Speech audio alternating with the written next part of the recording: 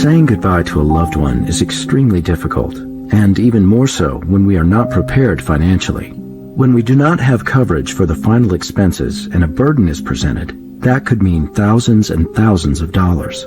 The average cost of a funeral continues to rise, and these expenses can be higher depending on where you live.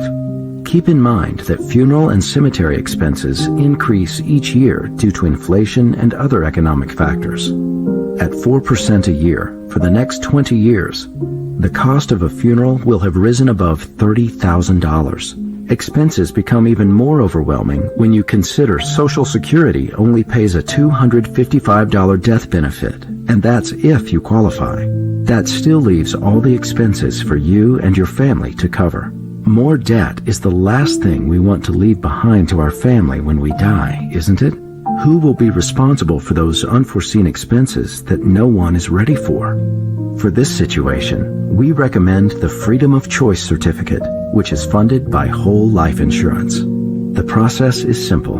Your beneficiary takes this certificate to the chosen funeral home, makes their arrangements, and agrees on the price up to the face value of the policy. Payment is made directly from our company to the funeral home, and the remainder, if any, is paid to the beneficiary in a lump sum check. The decision is simple, and your family deserves it. We all want our last goodbye to bring comfort, and that is why it is important to consider the freedom of choice.